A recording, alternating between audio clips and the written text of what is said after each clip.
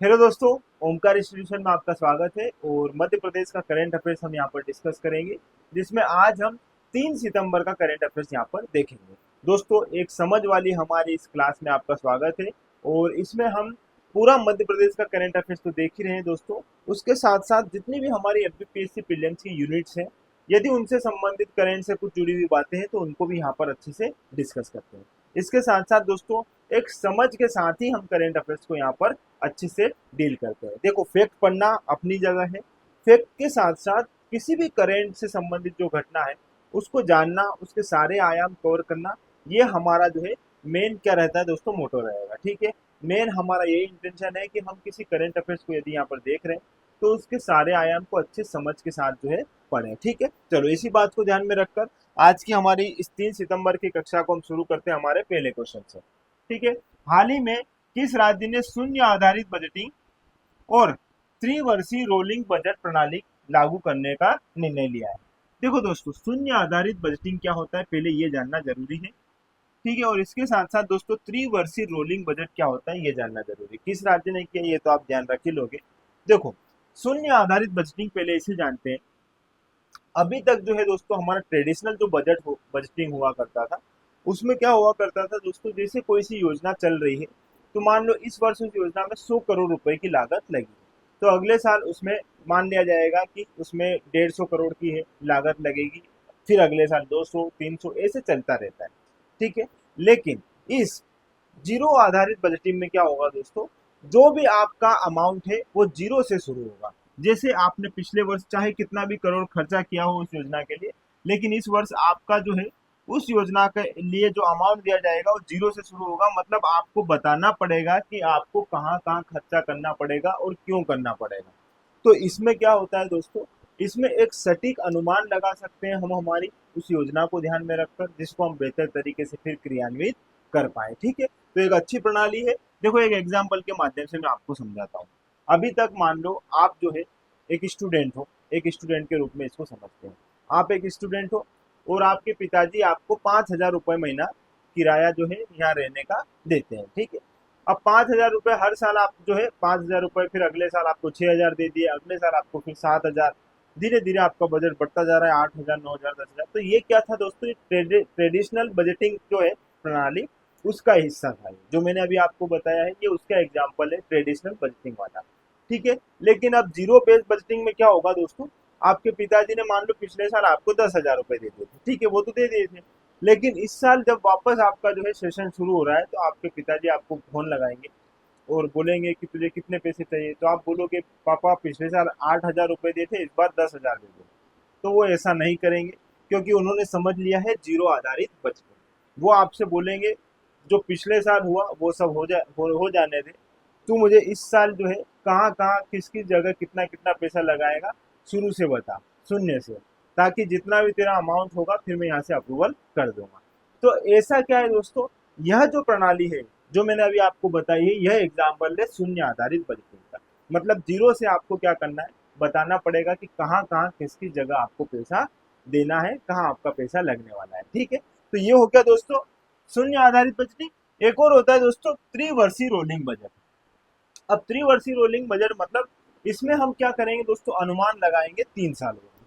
जैसे प्रथम वर्ष जो है जो चल रहा है उसमें तो आप बता दोगे कि मुझे इस योजना के लिए या इस कार्य के लिए मुझे इतने इतने अमाउंट की आवश्यकता है। ठीक है, लेकिन दूसरा साल जो है उसके लिए भी आप अनुमान एडवांस में जो है लगा लोगे कि यार उस समय द्वितीय साल के लिए मैं इतना इतना पैसा खर्च यहाँ पर करूंगा। और इसी प्रकार तीसरा वर्ष जो है उसके लिए भी आप अनुमान एक दीर्घकालिक अनुमान जो है लगा लोगे कि इस समय मुझे इतना इतना यहाँ पर अमाउंट देना रहेगा। तो इससे आपका एक पूरा क्या बन जाएगा दोस्तों, रूटीन बन जाएगा कि इस वर्ष में इतना, द्वितीय वर्ष में इतना अनुमान है अपना, तृतीय वर्ष में इतना अनुमान है।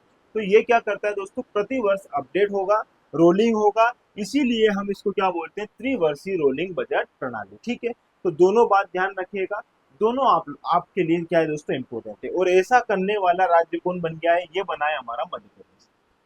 ठीक है, मध्य प्रदेश ऐसा करने वाला पहला राज्य बन गया है। ठीक है, इसके पीछे की कुछ कहानी और आंकड़े देख लो एक बार।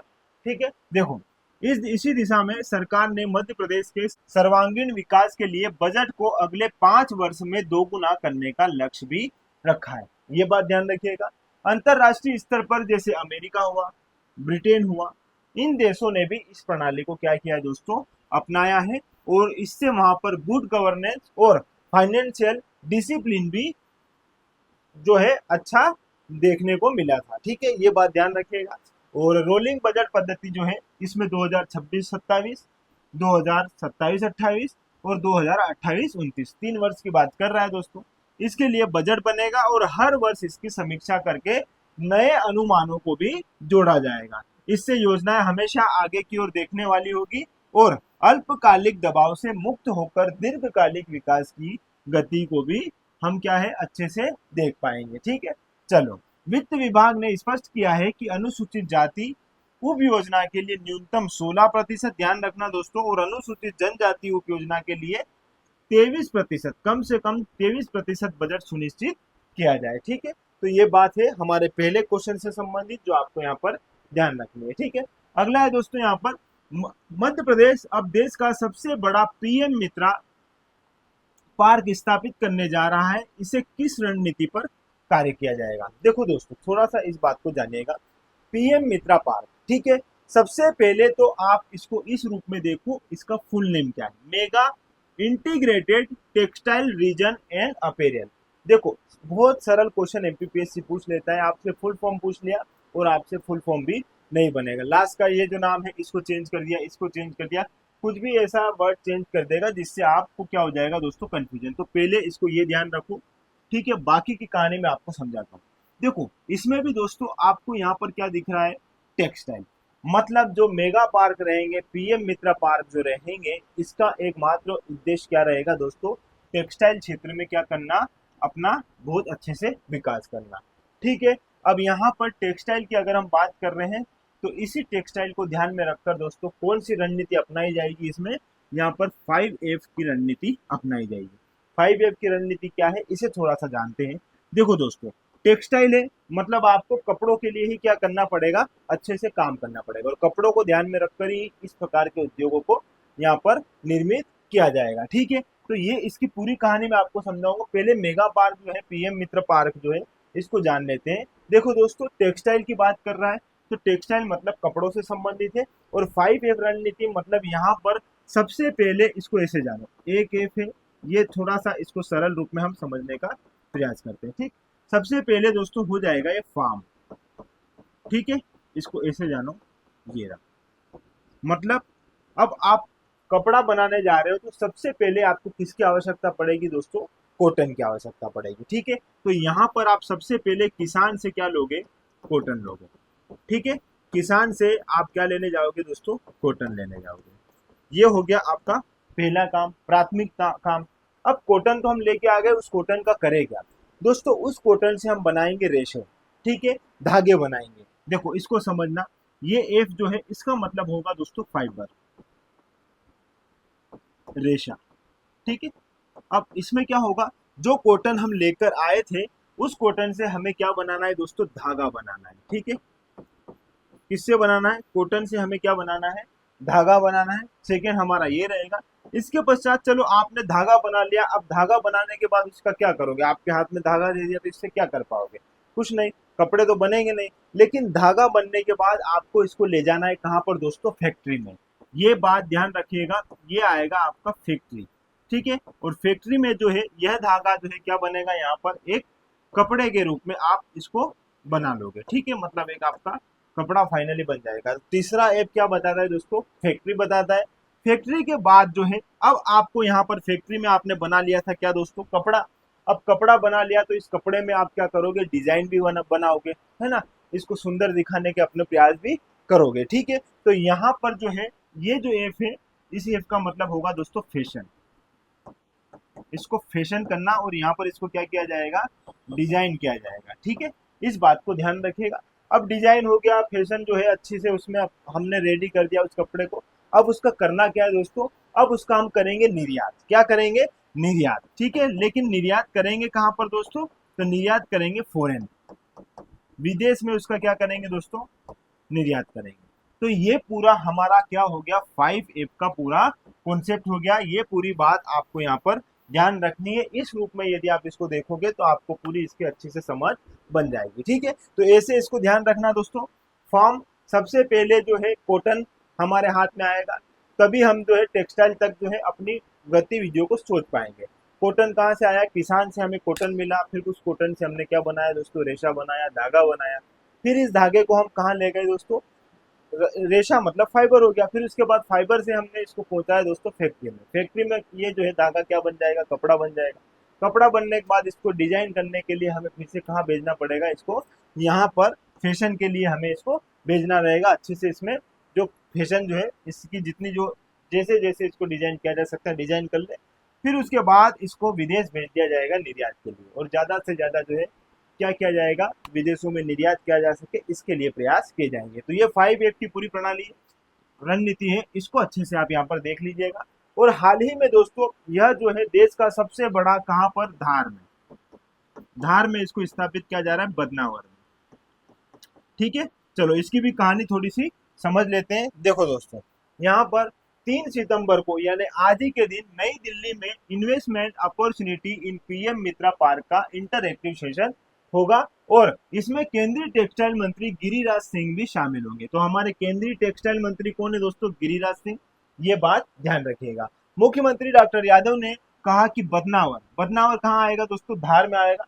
और धार में आने के पश्चात यहाँ पर इसको समझिएगा, धार में 2158 एकड़ से अधिक क्षेत्र में 2000 करोड़ रुपए से अधिक की अनुमानित लागत से विकसित हो रहा टेक्सटाइल हब पीएम मित्रा पार्क से पश्चिम मध्य प्रदेश में मेट्रोपॉलिटन एरिया विकास के स्वप्न को साकार करने में भी मदद मिलेगी। प्रधानमंत्री श्री नरेंद्र मोदी ने वस्त्र उद्योग पर केंद्रित पीएम मित्रा पार्क के विकास को विशेष महत्व दिया है, और पार्क में भूमि आवंटन के लिए आवेदन 22 अगस्त से 11 सितंबर 2025 तक खुले रहेंगे। इसके लिए आवंटन भी कर सकते हैं, ये भूमि आवंटन के लिए आवेदन भी कर सकते हैं। ठीक है, मात्र ₹1 प्रति वर्ग मीटर प्रीमियम तथा 120 रुपए प्रति वर्ग फीट विकास शुल्क पर भूमि आवंटन किया जा रहा है, जो देश में समस्त पीएम मित्र पार्कों में सबसे कम है। ठीक है, और यह पार्क लगभग 3 लाख नौकरियों का सृजन करेगा, जिनमें 1 लाख प्रत्यक्ष और 2 लाख अप्रत्यक्ष रूप से रोजगार सृजित होंगे। ठीक है दोस्तों, मूल बात यही है कि भारत को टेक्सटाइल हब बनाना है, और इसी उद्देश्य से यह जो है हमारा पीएम मित्रा पार्क वाली जो योजना है इसे संचालित किया जा रहा है। ठीक है, अगला है दोस्तों यहाँ पर हाल ही में मुख्यमंत्री निवास में किस वैदिक घड़ी को स्थापित किया गया है? तो यहाँ पर विक्रमादित्य वैदिक घड़ी को स्थापित किया जा रहा है। दोस्तों यह जो है सीएम हाउस में अब विक्रमादित्य वैदिक घड़ी को स्थापित किया जा रहा है, और यह घड़ी वैदिक जो है हमारा विक्रमादित्य जो है वैदिक पंचांग जो है उस पर क्या करेगी? काम करेगी। साथ ही साथ दोस्तों यह आधुनिक समय को तो दिखाएगी ही, इसके साथ साथ सूर्यास्त हुआ, सूर्य उदय हुआ, मुहूर्त है ना, ये सारी गतिविधियां भी इसमें हम आसानी से समझ सकते हैं। यह जो है दोस्तों सूर्य तथा नवग्रह की जो स्थिति है उसके आधार पर भी समय बताने का कार्य करेगी। ठीक है, तो हाल ही में इसे हमारे सीएम हाउस जो है वहां पर स्थापित किया जा रहा है। ठीक है, ये बात अच्छे से ध्यान रखना। आप थोड़ा सा रिवीजन कर लेते हैं दोस्तों हमारे कल के प्रश्नों का। हम जब भी हमारा आज का करंट अफेयर्स देखते हैं तो हमारे कल के क्वेश्चन का एक बार रिवीजन करते हैं। तो इसी क्रम में पहला क्वेश्चन है दोस्तों, बिजली उत्पादन, ट्रांसमिशन और वितरण सेक्टर में काम करने वाली निजी कंपनी टोरेंट पावर राज्य में कितने करोड़ रुपए का निवेश करेगी? तो ये करेगी दोस्तों 22,000 करोड़ रुपए का। अच्छे से हमने इसको डिस्कस किया था कल की कक्षा में, आपने देखा होगा। और 23 अगस्त 2025 को कटनी में आयोजित की गई माइनिंग कॉन्क्लेव 2.0 में कितने करोड़ रुपए तक के निवेश प्रस्ताव प्राप्त हुए? दोस्तों यहाँ पर कटनी याद रखना, माइनिंग कॉन्क्लेव कहाँ हुई है? कटनी हुई है, और इसके जो है कितने निवेश प्राप्त हुए? 56,414 करोड़ रुपए। ठीक है, अगला प्रश्न दोस्तों, हाल ही में जारी आंकड़ों के अनुसार मध्य प्रदेश किस फसल के उत्पादन में देश में प्रथम स्थान पर आया है? तो टमाटर के उत्पादन में मध्य प्रदेश देश में पहले स्थान पर आया है। टमाटर के साथ साथ दोस्तों धनिया भी याद रखना, सब्जियों के उत्पादन में हम धनिया में भी पहले नंबर पर है, और धनिया के साथ साथ दोस्तों लहसुन में भी हमारा मध्य प्रदेश पहले नंबर पर है। ठीक है, और यही नहीं दोस्तों, यदि हमारे राष्ट्र में या देश में देखा जाए तो देश में सब्जियों के उत्पादन में मध्य प्रदेश तीसरे नंबर पर है। ठीक है, उत्तर प्रदेश पहले नंबर पर है, पश्चिम बंगाल दूसरे नंबर पर है, और हमारा मध्य प्रदेश तीसरे नंबर पर है। ठीक है, ये बात ध्यान रखिएगा। और प्रदेश के कितने शिक्षकों को राष्ट्रीय शिक्षक पुरस्कार 2025 से सम्मानित किया गया है? तो 2 शिक्षकों को हमारे यहाँ पर राष्ट्रीय शिक्षक पुरस्कार 2025 से सम्मानित किया गया है। ठीक है, तो आज की क्लास में दोस्तों इतना ही रखते हैं। थोड़ा सा हमारे इस सिलेबस के बारे में जानिएगा। एमपीपीएससी प्रीलिम्स यदि आप तैयारी करना चाहते हो प्रीलिम्स की, तो मात्र 999 रुपए में आपको पूरे प्रीलिम्स जो है पढ़ाया जाएगा, विद उसमें आपको 10 यूनिट्स के नोट्स भी प्रोवाइड करवाए जाएंगे। ठीक है, इसके साथ साथ दोस्तों 10 सितंबर से हमारी प्रीलिम्स की टेस्ट सीरीज भी जो है प्रारंभ होने वाली है, तो इसे आप जरूर देखिएगा। साथ ही साथ दोस्तों हमारी एफएसओ की टेस्ट सीरीज मात्र 149 में ऑनलाइन फॉर्मेट में और 999 में ऑफलाइन फॉर्मेट में आपको प्रोवाइड करवाई जा रही है। तो यहाँ पर इससे भी जुड़कर यदि आप एफएसओ की तैयारी कर रहे हैं तो जरूर देखिए। पहले प्रारंभिक 3 टेस्ट फ्री है, उसको अच्छे से समझिएगा, अवलोकन कर लीजिएगा, और फिर जो है इस टेस्ट सीरीज के माध्यम से अपनी जो है टेस्ट सीरीज, अपनी जो है एफएसओ की तैयारी को बेहतर तरीके से संचालित कर सकते हो। ठीक है, चलो तो आज की क्लास में दोस्तों इतना ही रखते हैं, मिलते हैं कल की क्लास में। तो जुड़े रहिएगा, जुड़े रहने के लिए आपका बहुत बहुत धन्यवाद। Thank you.